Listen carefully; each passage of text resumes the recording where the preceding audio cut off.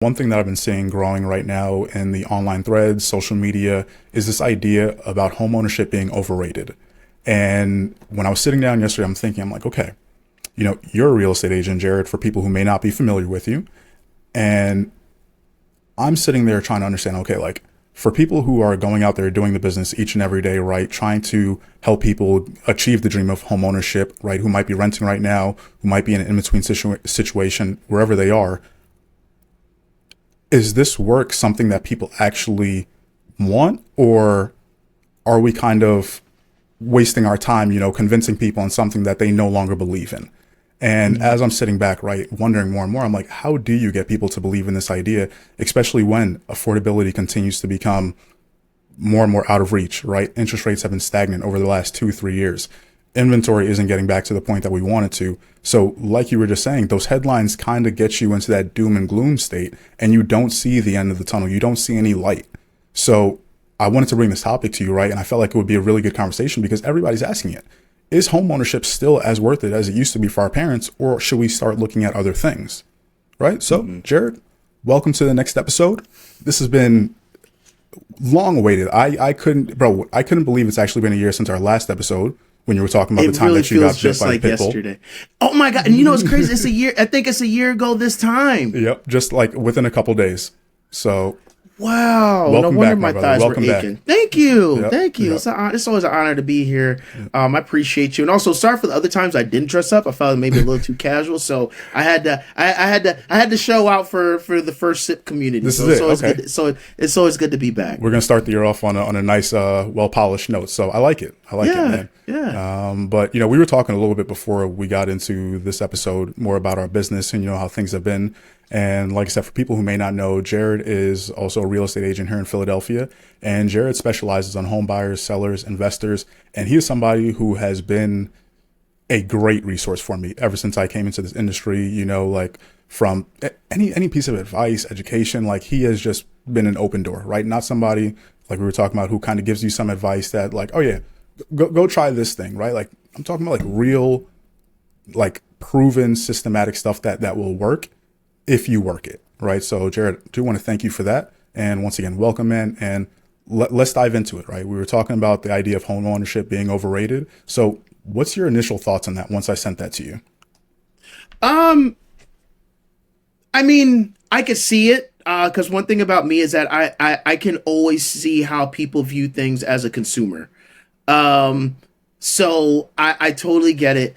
And the main reason why I can understand and even empathize and sometimes even relate to people feeling that home ownership is overrated is I think the things that people preach to people as to why you should take on home ownership could lead people to feel that way. So for instance, we hear the same things. It's better to own than to rent, but nobody says why. It's cheaper to own than to rent. No, it's not. And then when you see those the outdated, the antiquated sales tactics that people in the industry would use to guilt people into buying a home, and then you compare that to not even compare, then you let me use an SAT word. You juxtapose it to what's happening in the economy, the current administration, interest rates, home prices still steadily increasing, and you throw all of that together, then it's like, well, why would I do that? There's this huge disconnect. There's a huge disconnect. So I totally get it. So if somebody were to say, well, Jared, you should buy a house because it's cheaper to rent than to own, the first thing I'm thinking of is like, you have to be lying, because if the hot water heater goes out, you have to call the landlord. I could move whenever I want to. You know what I mean? I could do what I want. Like, I may not be able to do what I want when I want, but like, I just have to pay the rent and everything I want is taken care of. Exactly. So I think what home ownership has been, how home ownership has been taught in current times, I just think not only is it outdated, I just think it's a sales tactic that should have never been in place to begin with. Now, especially as, times have changed, the economies have changed, accessibility has completely changed. Inflation is through the roof. So if anybody were to come to me with guilt tactics, with no empirical data, then yes, I would say I agree. And in fact, there are clients where it's like I talk with them, have a consultation, and it's like, you know what? I think it's in your best interest not to buy a home. I think it's in your best interest to not sell a home. So I say all that to say, like, I totally get it. Yeah, I think that's a good point that you brought up, right? Is about when you're sitting with people individually, right? And when you can actually have the time to talk to them and say, okay, let's see what your life plan looks like, right? Not just, I was talking about this with my tax guy David on a couple episodes ago. Let's not just look at what you're filing for right now. Let's not just look at, how you're planning for your insurance and those things right now. What does your life look like 10 years, 20 years? Do you want to have that kind of flexibility, like you're saying, where you can move in 5 years, right? If something changes, or if you want to move next year, you can do whatever you want to do. Or do you know, like, okay, I plan on being here, right? I want to raise my kids in this neighborhood, or I at least want to have a home here as a foundation, as a foothold, so I can make sure I can at least control some factors, right? You don't have to worry about a landlord increasing your rent, selling it over to somebody else, and now you got to move. We don't hear that. And when I'm sitting there, because I listen to a lot of business podcasts, a lot of financial podcasts about, with people who are, man, they done made buku bucks, right? And they own ridiculous amount of houses that they could stay in a different one every month of the year. And the conversation from them comes down to being like, oh, I don't think buying a home is as good of an investment anymore, so I don't think people should be doing it. And I never You could just say Grant Cardone. Well, he was one of the ringleaders. He was one of the ringleaders. You could just say Grant Cardone. I just heard 2 days ago again from somebody else. And I'm like, wait, why aren't we like explaining it in a way where it's like, okay, don't look at it just as like investing in NVIDIA. What about the fact that you now know that as long as you can control, okay, you can afford your payments. Of course, there's going to be some repairs that need to be that happen. But what type of benefit do you gain from knowing that you don't have somebody over your head who says, oh, you got to get out of here because, I got somebody else who I want to move in once your lease closes and we're not going to renew it. Like that sense of peace, right? That ability to really say like, okay, I have the ability now to build on where I'm at. And like I said, it's not going to work for everybody, but like I'm hearing this and it's being pushed, like I said, maybe to the younger generation who is seeing the numbers get blown out the water completely and say, bro, by the time I'm ready to buy a home, because we know the average age, right, of a first-time home buyer, I believe now is like 37, 38, and right, like closer to 40. And we're sitting there saying, when I'm talking to my nephew, right, who's 17, he's sitting there be like, bro, I'm never going to be able to buy a home at this rate, right? He lives in Brooklyn, and you're looking at a starter home that needs money to fix up going at $500,000, right? So how do we make this realistic? But I'm just like, I think it has to start early enough, right, in people's lives. Like I said, I wish somebody started this conversation with me when I had my first job at 2021, saying, hey, if you do want to become a homeowner, if you want to become an investor, start doing that game. This is what it would realistically look like. This is how much money you should put aside. Use renting as a strategic piece, right? So while you're there, keep your rent real low, and then go ahead and step into a duplex, get a triplex. But bro, I didn't before I really looked into real estate, I didn't know any of that. And all I saw was a home price and I had to like pay a mortgage on it. And like I said, when you dive into the comments and you're seeing what people are talking about, that's where the conversation stops. It's, oh, bro, I can't afford these houses in my city. Do you see what the payments are? And I'm like, okay, when I see these things happen, I'm like, I realize like this, it starts to build up and people really do latch onto this because it's easier to latch onto that and to kind of just like settle for what people are telling you than to say, okay, there might be a way. So let me try to figure it out and work on getting to that point. Right. And that's the thing where I'm sitting there. I'm like, okay, what can we do? Right. What kind of conversation can we have to push back on that and say, let's look at this from a long-term planning stance. Right. And I know there were some things that you also wanted to share, right? Like that you share with your clients. So whenever you want to dive into that, just let me know. But that's where I think too, right? Like we gotta say like, okay, you might be renting now. What does home ownership look like for you if you were to transition into that as well? Right. What options do you have? So let me see here. I don't know if you want to bring it up here now, or if anything you want to add we to that. can. And I just wanted to expound on that too. And this is where I always like to say, like, my job is never to convince; it's only to convey. So one thing that I think gets missed when we talk about buying a home or even selling a home, I don't care what personality type. People claim, whether it's on the disc profile, introvert, extrovert, or I'm emotional, not emotional. Yeah. I was just talking to my dad about that. Anytime it is, there's a real estate transaction, and this is actually what kind of helped me realize how serious what it is that I do is. It's an emotional, life altering journey. I don't care who, like you experience all the emotions, excitement, anxiety, frustration. It's that roller coaster we were regret. talking about. It is. It is. And the thing is too, with the roller coaster,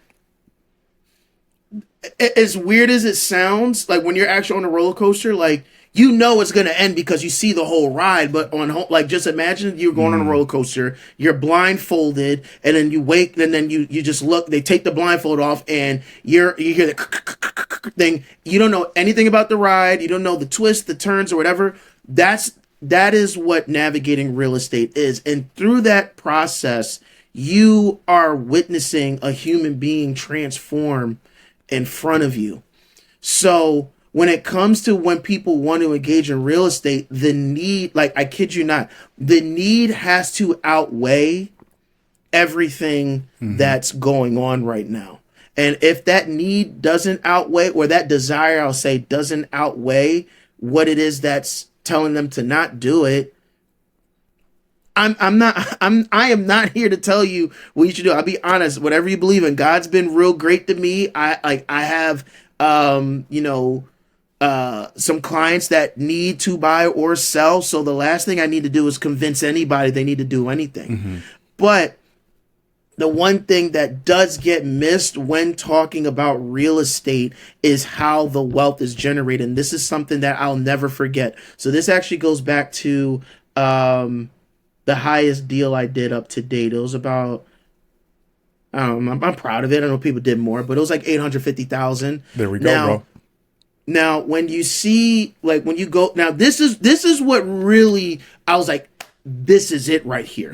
So, and then after this, we could kind of go into what I share with you, what I'd love to share with your viewers. So they bought the house in like 2006. On the cusp of the housing and economic crash of 2008, they bought the house for like $220,000. It's like over 3,000 square feet. It was like over 3,000 square feet, and beautiful home. That was 2008. We sold last year, so it's what, 17 years. That house is now it sold for quadruple what they bought it for. Now, were there times that, oh my God, the roof is leaking again, the hot water heater, we gotta change this, we gotta change that, da da da da da da da da da da da. Now, granted, that's an exaggerated rate of appreciation. It was in a very desirable area. However, the concept still remains the same. They invested. That's why I'm saying you don't spend, you invest $200,000, bought a very beautiful home for you and your family. Here was the crazy part, bro. They wanted to downsize. The sale of the home helped them buy their new home straight out cash.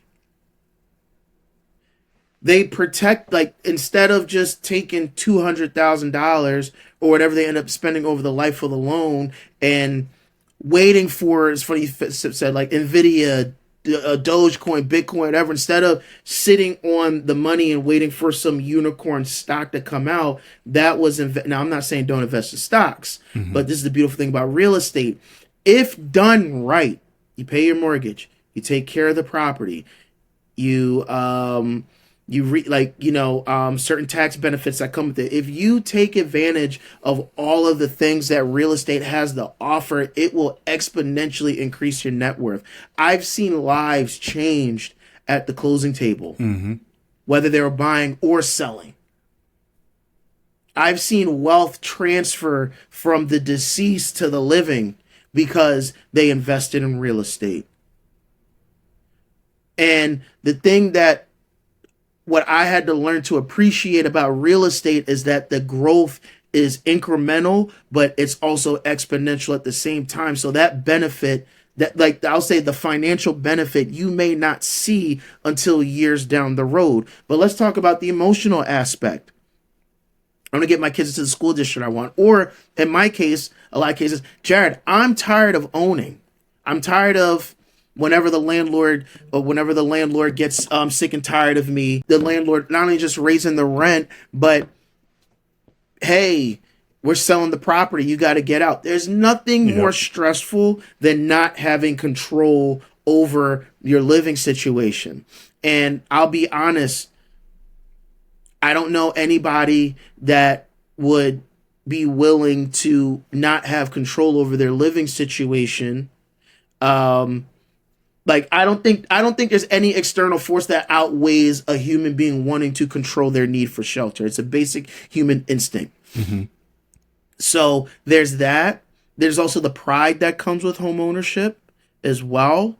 And then just the leverage that the wealth that you're able to create through owning real estate that you can't do anywhere else. So the beautiful thing is that with, I hate to say it, the beautiful thing about this country, depending on, I don't know what side political spectrum people listen to, but we got a little bit of everything over here.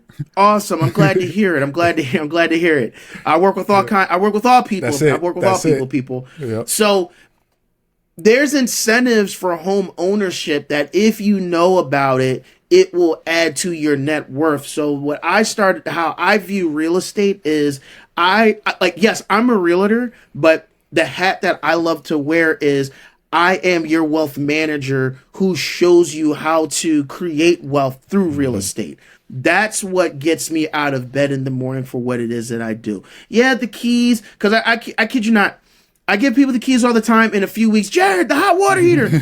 So that's how come I don't really celebrate my close until 90 days out. Okay. Because I wait for the 30-day window of, oh shoot, I'm a homeowner to register with my clients. So that's how come it's more than that to me.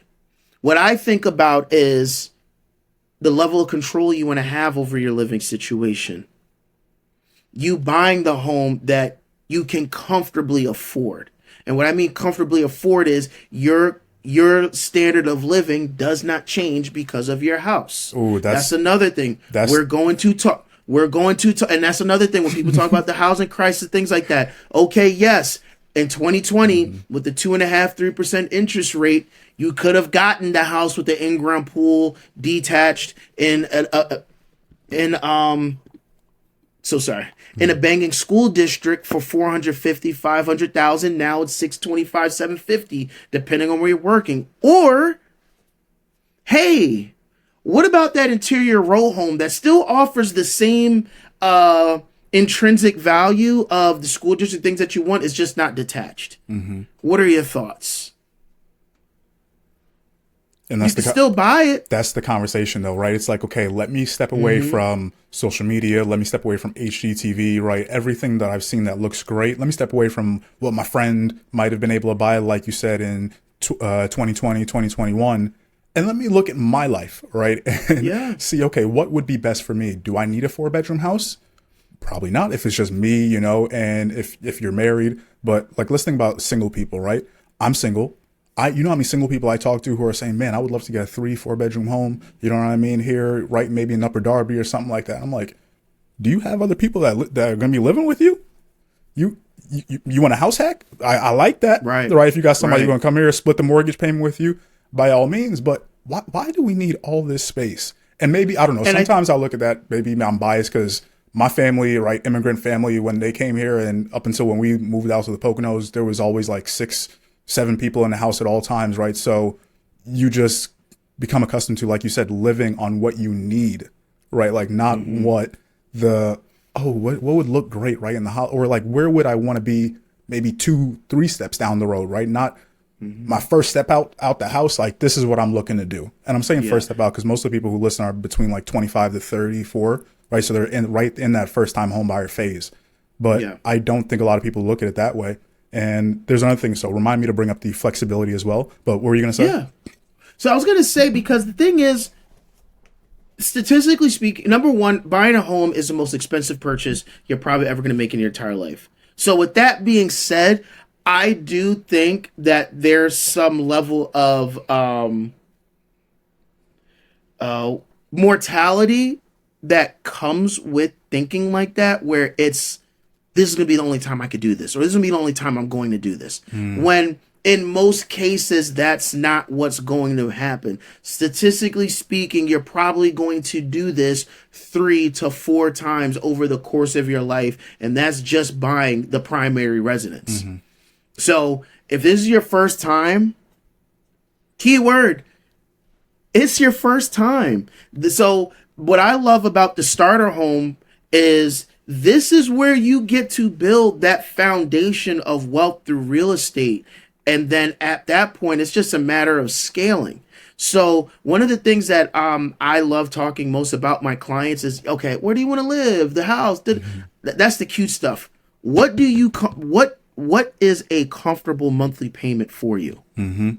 So my joke, but also serious, is what I like to say is, what's that payment to where if I were to call you 3 months from now, you're not eating Vienna sausages with no lights on because you can't afford anything else but the monthly payment. Still don't got no furniture yet. Yeah, what's that monthly payment where you could get the furniture you want, take the vacations, whatever? Like, what's that monthly payment? You know, Jared, like 19 to 2100. Perfect. That's our monthly payment, if not lower. Now, I want to get you what you want, but if depending on taxes and things like that, let's just say that gets you a $250,000 to $275,000 house. That's what I'm going to present to you at first. These are the things that check off as many of the boxes as you mentioned, and it meets the monthly payment. Oh, but Jared, none of the houses are detached. Got it. Not a problem. Here's a detached house with all the bells and whistles, but here's the monthly payment. Here's the price. Yep. I love when they do that. Great. So here's what I would love for us to do. Why don't we assess, and this is what I do with all my clients. I like to tell them, when you first step into the home buying process, it's a lot like college. I started off as a history major with a minor in African American studies. I graduated the econ degree and I'm doing real estate full time. Like it changes. Yep. So, and like I said too, your client is changing throughout this process. So what I always like to tell my clients is, what I love to find out initially are, what are the things you have to have, like no matter what. If it doesn't have this, it's not worth looking at. Give me those 3 to 4 things. And now the thing about me is that I also like to know why. I love to align my search and everything I do with what's important to my client. So if it's, Jared, it has to be a detached home because I want my dog to be able to do whatever it is it takes. So, okay. So if we were to find a detached home in this area and it went above the monthly payment, is that a requirement you're willing to go beyond on? Yes, Jared. Okay. In my mind, okay, that's a non-negotiable. Now, of course, I want to find you everything that fits within the mold of what you think is a financially sound investment. But if it's, I'm willing to pay extra for it, then okay, cool. Like, let's make it work. So a lot of times it's the first home that they see or what they think they want, they don't really end up getting with, I think, these in-depth conversations. Yeah. So a lot of times it's like you're like qualifying it for them. It's like, okay, like let me take you through. Honestly, like I always, like there's a lot of parallels that I always try to draw with people when it comes to like conversations like this, like finances, real estate. And for me, it's almost like I always take it to something people can easily understand, with fitness, right? Working out. People have this big idea of where they want to get to, right? And all these things, right? Like I want that end body, right? I want the 8-pack abs, right? I want the back to look crazy, the biceps, that veins popping out all around. And then you go through, okay, like this is what that'll require. Do you want this? Do you want to do this diet? Right? Like we were just talking about 75 hard and those challenges. Do you need it? Are you able to follow this? Right? And this is what it's going to require to maintain it for the lifetime of you having this thing. Are you willing to do that? And I think once again, once you start talking to somebody who is educated in a space, and they take you and almost like reveal questions to you that you didn't know you needed to ask yourself. Like we were actually just talking about before when it comes to our own businesses, right? With building a business, there are certain things that you're not aware of. You tell yourself, I want to do this. I want to operate like that. Then somebody asks you the questions and says, okay, well, this is what this requires. This is what this is going to take, right? Are you in a position to be able to do this long term? And you start realizing, oh, wait, that's not where I want to be right now. Maybe eventually I would love to get there, but what does step one look like? What does the first square look like? And I think, like I said, once people pull yourselves away, right, guys, from the comments, the thread sections of wherever it is that you're sitting there debating with somebody about whether or not this is even possible for you, and have this real conversation, right, about what does that look like. And that's something I'm talking. You brought up a perfect thing about what does your payment look like? What can you afford? Right now, we're starting off a new year, and there's a lot of conversations around things to influence the interest rates, right? And that is a direct correlation to how much your payment is going to be. One thing I'm telling people now is don't wait until you see the rates drop into the mid fives, right? And then you're like, oh, let me go talk to Jared and Dekimbe, and let them connect me with a lender so we can see what this will look like for me now. Have the conversation right now when you're still sitting in that foggy state and you don't even know if this is something that's possible for you. Right? Like how we were talking about before, how you're still in the renting phase and this might be, okay, I don't know if I can ever get out of this, or maybe, you're still at home, with your parents, maybe you move back home and you don't know what that looks like.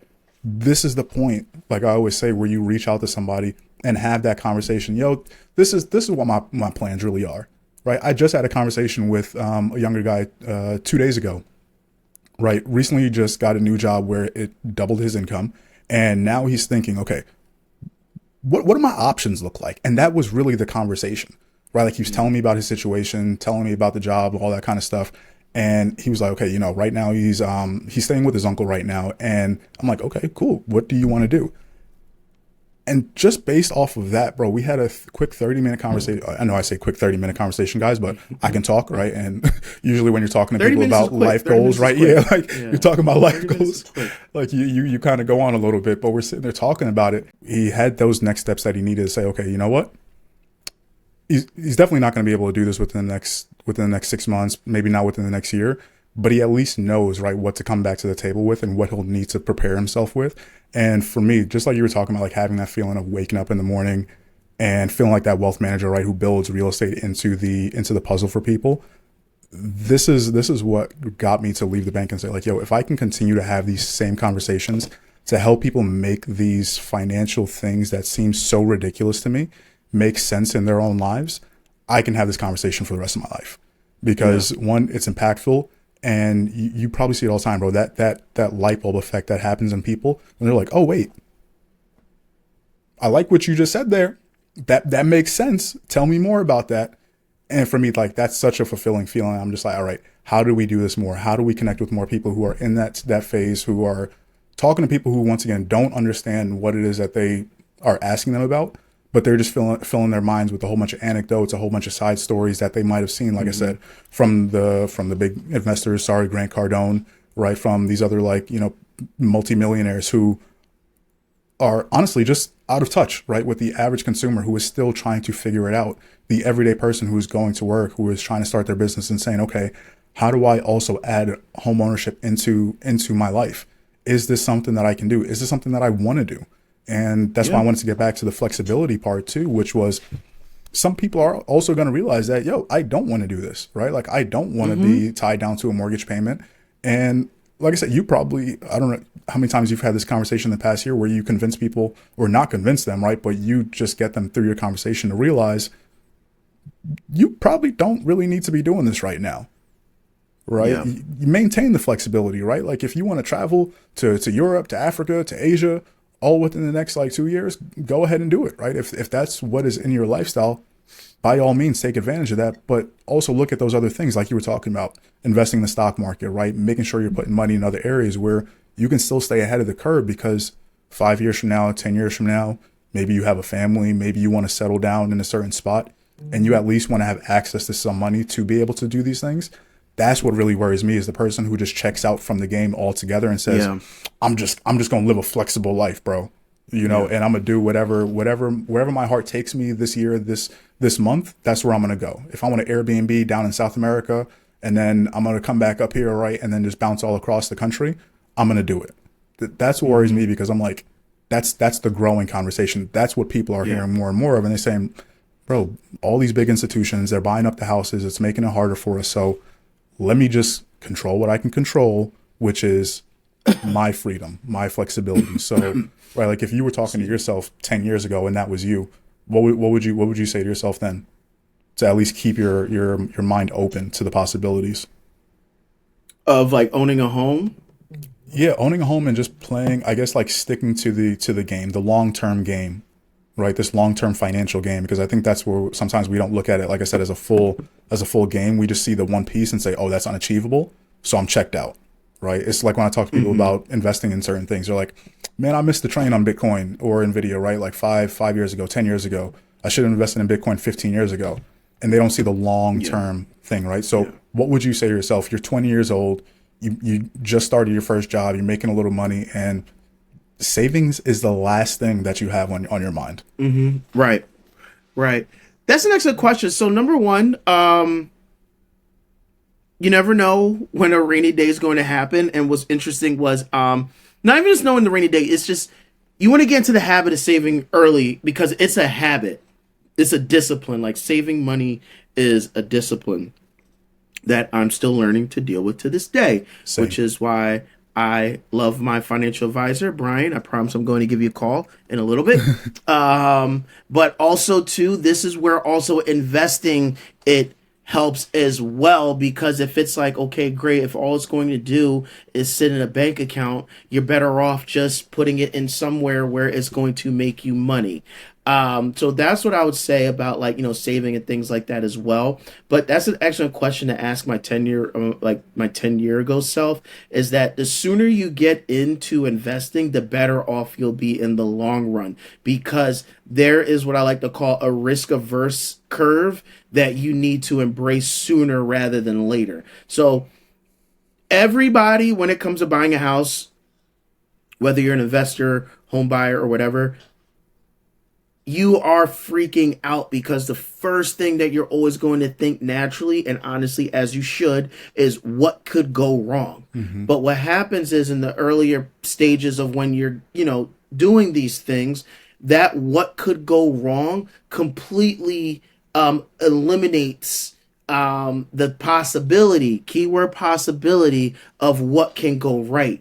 Now, the beautiful thing about real estate, it's not, the money's not made in when you sell, it's when you buy. And what we mean by that is, if you structure the deal the right way that works with what you're able to afford, that's the win. Why is that the win? Because then you'll be able to, ideally, hold on to the property long enough for it to fulfill whatever needs you need fulfilled for your life. And then two, you would have the option of either A, keeping it and leveraging the equity in the property, or B, selling it for more than what you bought it for. But the key is finding something that you're able to manage now. Now, what if this goes wrong? What if that goes wrong? Everything is all about preparation, but of course you can't prepare for everything. And the sooner you embrace that, the better off you'll be. And the best way to do that is by getting in the game as early as possible. And here's what I mean. I've had clients across all ages that I help buy and sell homes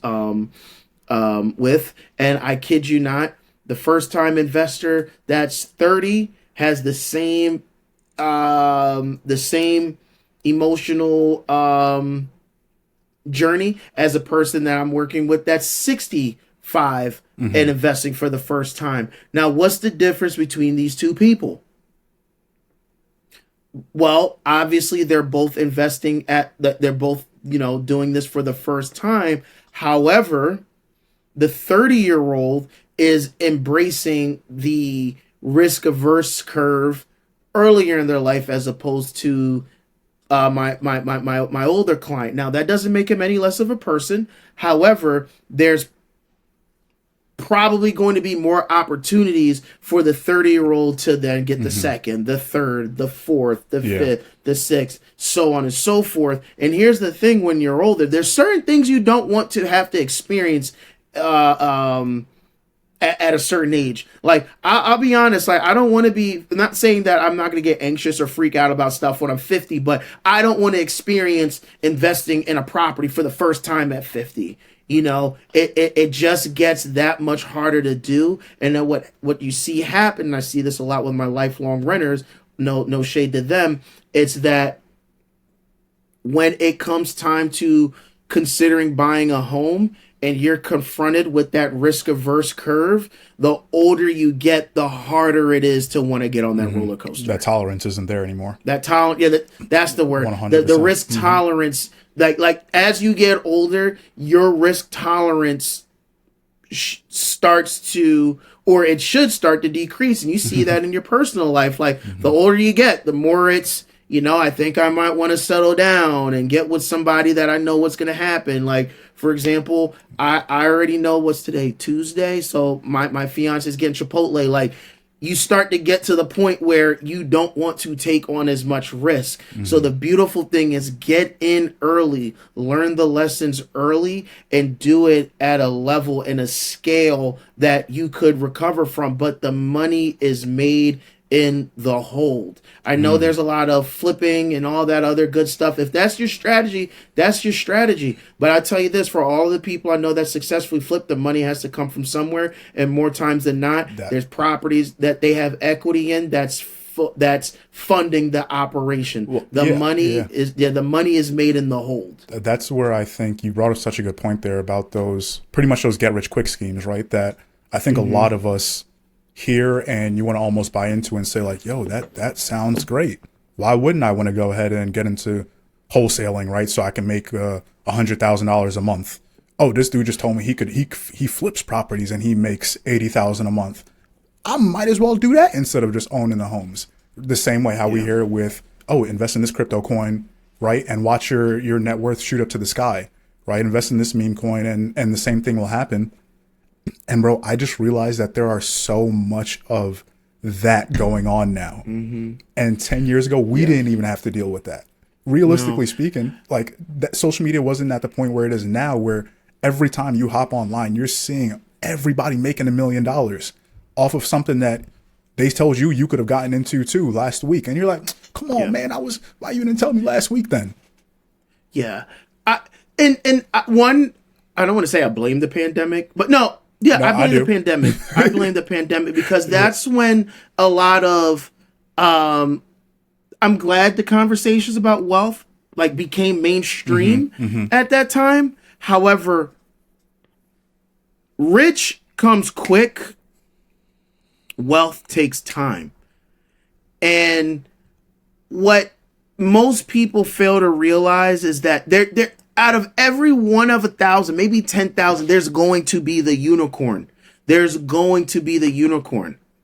However, the successful people that I've come across, and honestly too, I'm so sorry, I get so excited about this part. And the successful people you read about, they don't just wait for unicorns. Now, I forgot what this Charlie Munger, I think, was like a person that was able to identify unicorns, but it was a handful. But no one's going to tell me that Charlie Munger made his wealth off of 4 or 5 investments. Warren Buffett. It was probably hundreds, if not thousands, that some went well, some did nothing, some went bad. But guess what? You keep investing, you keep investing, you keep investing. So there's a life performance coach. This is one of the reasons why I love our team, because the partnership that we have placed, we're also partnered with Brendan Bouchard's Growth Day platform. And he said that the winners constantly invest. It's almost like a muscle you have to play to win. There's a reason why they say that. You have to play to win. You sitting on the sidelines waiting for that unicorn to come, you're not, because here's the thing. You don't know it's a unicorn until you're looking back at the investment.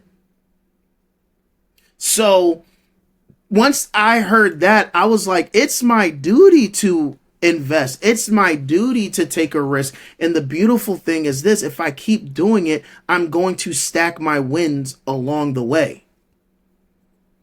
Because the thing is, no one's going to tell me like you knew Nvidia was going to blow up when it was just a concept.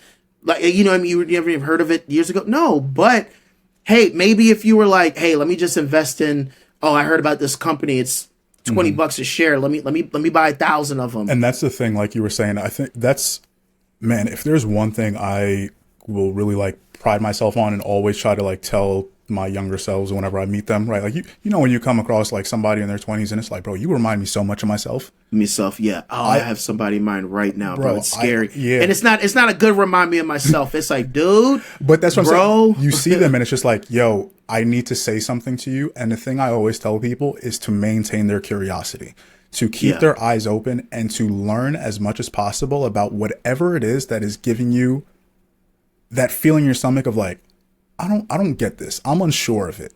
Raise your hand, ask a question, right? Like figure out how you can become more comfortable with it, how you can increase your risk tolerance so you can now get into the game. Like you said, how you can play to win. Bro, most people don't want to even step foot in the game, right? Like think about when we were playing sports growing up. You could tell, hey man, come on, we need an extra person. And this person might have always been sitting there on the sidelines watching, just looking at everybody play football, basketball, whatever it is. And now they get the opportunity to step in the game. They're like, but I don't know the rules. I don't know what to do. So maybe I'll just wait this out and I'll try the next go around. Yeah. And it's so funny when you say, and the key word is like play to win. And most people, and I just think it's a natural instinct. Most people play to not lose. You know what I mean? And I know it sounds like the same thing, but what I learned is when you play to win, there's no negotiation. It's like either you win or you lose. But when you play to not lose, oh, well, we lost, but I dropped 30. You know what I mean? And so I think a lot of people in life, myself included at one point, in certain areas still kind of is like, you're just playing not to lose. So, one thing I'll just tell my younger self is that the wealth is created over time. Like you have to give things time. And I just think with the microwave society that we live in, we truly underestimate the beauty of compound interest, which is just one of the eighth wonders of the world. And the compound interest could just start off with like one property at a time, one stock at a time, whatever the case may be. But we're talking real estate, so I'm gonna shout out my industry. Like one property at a time. Hey, I got one. Okay, let me get the other. Let me get the other. Let me get the other. And the crazy thing is, too, it's like you don't need a lot to be successful. So one thing I tell people, and we can actually jump to the slide, because I'm getting blown up for the people I was supposed to meet up with an hour ago, but that's on me for locking myself out the house. Yeah, but this is on me. This is on me because I got locked out of my house. So that should never happen as a 33-year-old. Yeah, we'll talk about that next time. Yeah. So a lot of times people think you need a lot of something. So all right, I'm gonna do a quick segue. And I'm gonna tie it in. Let me know. Are you guys seeing the slide here? Yeah, I'm seeing it. Okay, perfect. So I am a firm believer in quality over quantity, and if you can afford both, do both.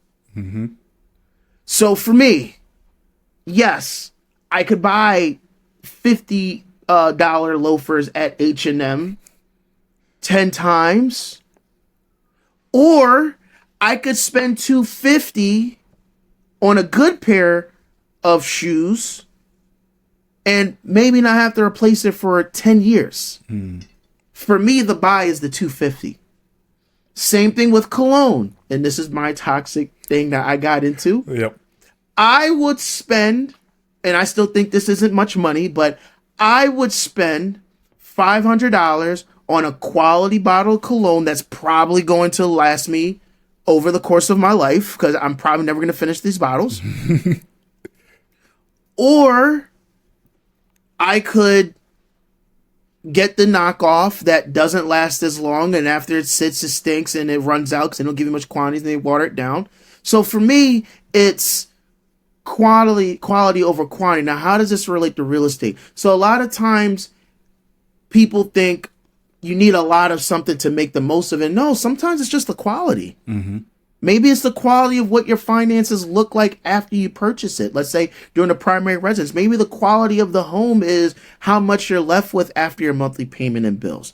If you're an investor, maybe it's instead of buying 5 properties that maybe cash flow $500 a month, maybe spend a little bit of extra money for that one that cash flows at 1,500 to 2,000.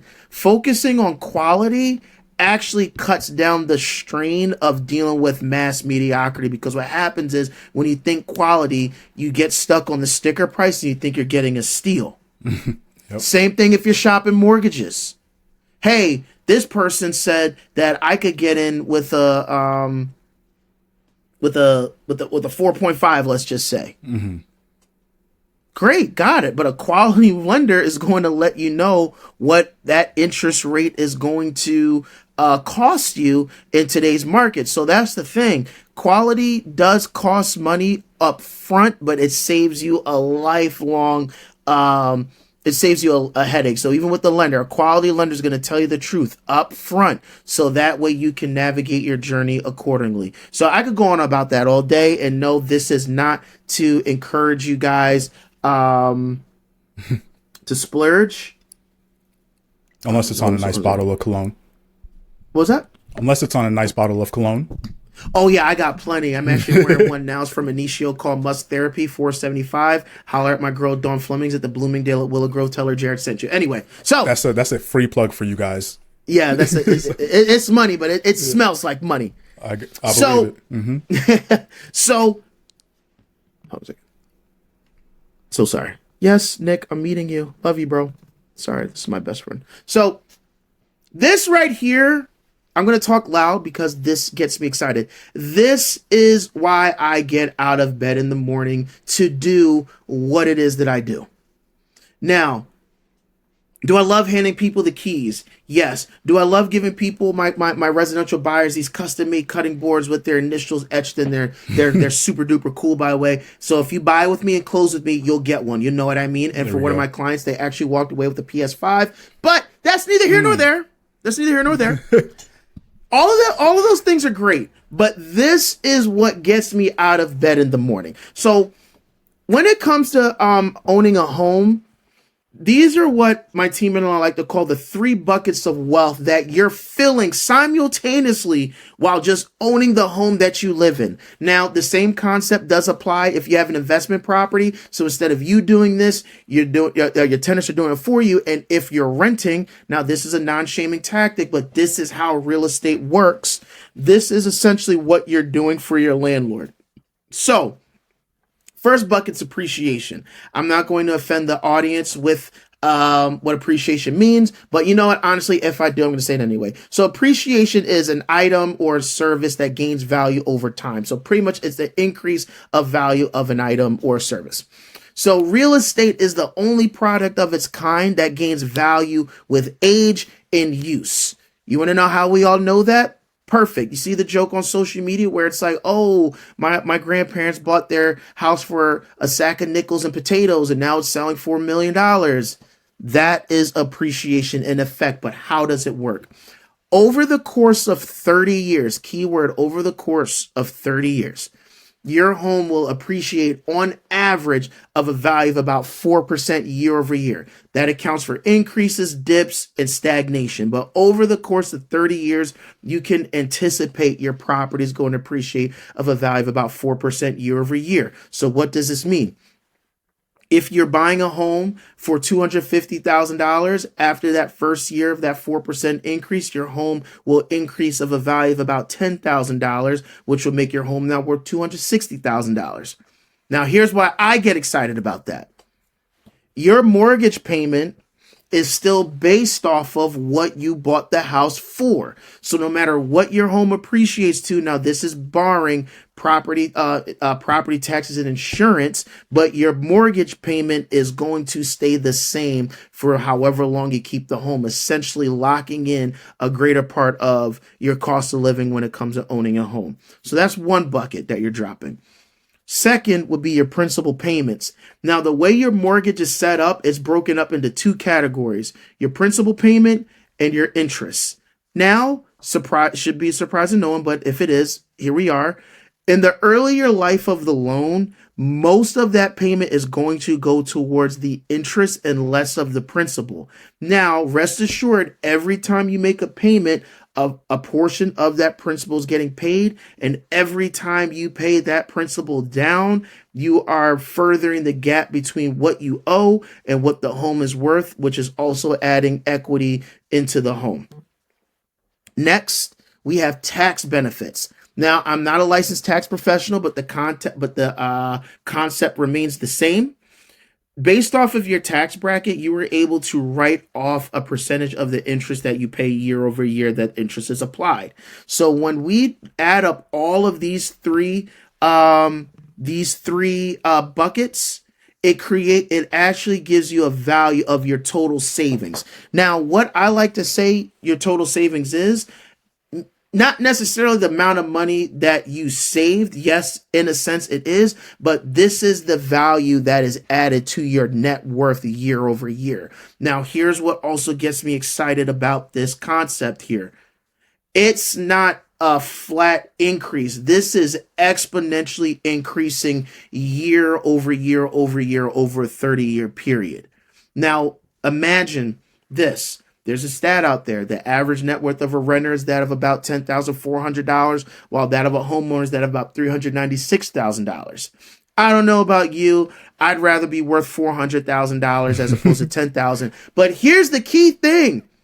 That was just the average value of the net worth of homeowners. That wasn't taking into consideration stocks and all this other stuff. This was just owning the home. So here's the cool thing. You can create wealth through real estate and you don't have to be an investor.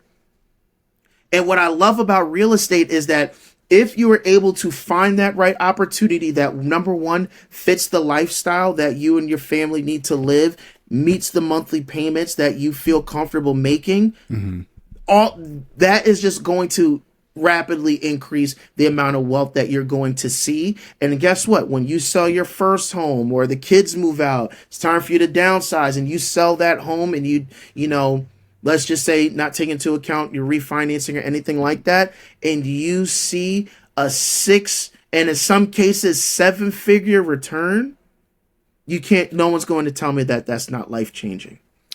But the beautiful thing about it is you're doing that while living in it at the same time. So landlord not knocking on the door telling you the rent is increasing isn't going to happen. If you want to paint the outside of your house pink, as long as you're not an HOA, you can do that. You know what I mean? If you want to tear down this wall and open up the bathroom, you could do that. And while you're doing all of that is working in the background for you. And there's no other asset out there that you can invest in and live in and create wealth in all at the same time outside of real estate. So that's my TED Talk. People, listen, that was just a little glimpse of the information you get, right? Once you really sit down with somebody who knows what they're talking about. And this is something I've talked about with David before. You said you're not a licensed tax person. David is. So if you guys want that information, go back to listen to those previous episodes that we did last year. But this is the true stuff, right? Once we get down to the pen and paper, let's write it down. Let me show you the numbers, right? Let me show you what it is that you're actually not seeing because you didn't go that extra step. And what Jared just broke down for us is exactly what that type of conversation would look like. Let me show you these other things that we haven't considered.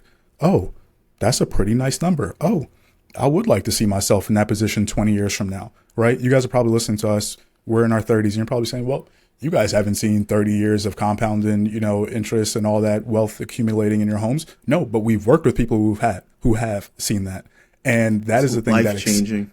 Bro, it excites me so much. And that's the thing that I say, like, I cannot wait to be on the other side of this game, looking back on it and be like, yo, I'm so happy I started back in my mid-20s, right? Really learning about this and figuring it out and adding these pieces to my puzzle and sitting down with professionals who could point me in a good direction and really make this make sense. Because just like how you said, bro, me 10 years ago, I was just like, all right, I'm fit. I'm making some money. I can do whatever I want to do, on the weekends because my life is pretty much how I want it to be. That is all I was concerned about. And then life happens so fast where you start realizing and become aware of those other things that you didn't consider before. And that is why, like I say, one of the biggest things that we talk about on this podcast is not only business, but finances, money, and how it all ties together, right, to aid our development. And these are the conversations, like I said, that you don't have in your day to day with random people you pass. Ask yourself, when was the last time you sat down with somebody who broke something down for you like that, right? Who said like, hey, look at these different areas that you're going to be growing your money, growing your wealth. Is this something that you're doing now? Is this something you considered, or are you just completely unaware of it? And imagine if you had one of those conversations every month, right? For this year, where would you be? How much further would you be than you were last year? And that's the conversation I really want you guys to have this year. It's the conversation I'm having with myself, which is, how do I connect with people who can get me to that next step, right? Wherever I'm cloudy in my mind, wherever the fog is, who can help me? Me and Jared had a conversation about 30 minutes, 45 minutes before this episode, right? And he was just dropping gem after gem about what I can do, right? What I should be looking for, things, distractions to avoid, experiences he's been through. And I'm like, yo, I don't know if, I didn't say it to you before, but like, bro, I really appreciate that you taking the time to do that, because everybody doesn't do that. Wow. And like I said, you said it on this episode, you hear the passion in your voice when certain topics hit you. And I'm like, that's the people you guys want to be connecting with. We can talk about this stuff all day, right? Yeah, we truly love to talk about this stuff. And that is the stuff that excites me. Jared, once again, thank you for joining me and breaking this stuff down for the people. This was one of them episodes, man. This was really one of them. But before we send it home, I always like to end it with a content recommendation. So I wanted to see if there was something, that you've been checking out lately that you want to leave the people with. So what you got for us? Yes. So I'm a huge Brendan Burchard nerd. So Progress Mode podcast is really, really dope. Now, what I love about what he does, it's motivational, but it's like frameworks and mindset shifts. It's not necessarily like you got to get up and get to it, even though that's part of it. But a lot of it's just right. But it's more so psychological and physiological. Let me get the name of this book. I actually just finished it. This is actually for the business owners, or actually not even just business, anybody like The Science of Scaling by Benjamin Hardy. I read that, it changed my life. And then I'm also reading the Motivation Manifesto by Brendan Burchard right now. Okay. Have you checked out High Performing Habits yet? That's my next book I'm gonna read. Okay. Yeah, so, that one's awesome. Yeah, so I like that. Yeah, so that's that's what I've been on lately. I love it, man. I love it. It is right in line with where I'm at, right? We're at the start of a new year. So this is where I usually get do my refreshers, right? I go back to my personal development, my business development kind of content. And I'm like, all right, let's set the foundation. Let's start off strong, right? Let me get those reminders. Let me dive into the David Goggins content, right? Stop being lazy, get back to work, right? And then I get into the structure. You actually brought up one that I would definitely recommend to people too, which is also by Benjamin Hardy. 10x is easier than 2x. 2x, right? Yeah. And that one, which is like, I don't think I have the physical copy behind me here, but that is one that truly, like, you talk about mindset and just changing the way you think about things. That is one that really got me to just break out of my ways, man, and just saying, okay. And I forget who recommended it to me, but it was one of those people, once again, who just come into your life. They drop, a piece of advice on you, and it's just like, wow, that was a game changer. Because you probably realize this, for a lot of us, we're stuck in a certain mindset that stops us from being able to see what's truly possible. Whether that be, we were talking about home ownership, whether that be just from you being able to add 10 pounds to your physique, lose 10 pounds, maybe, whatever position you're in, maybe you want to get that promotion at work, maybe you want to, start that relationship, go and talk to that girl, whatever it is. A lot of it starts from just changing the way you look at these situations and understanding that,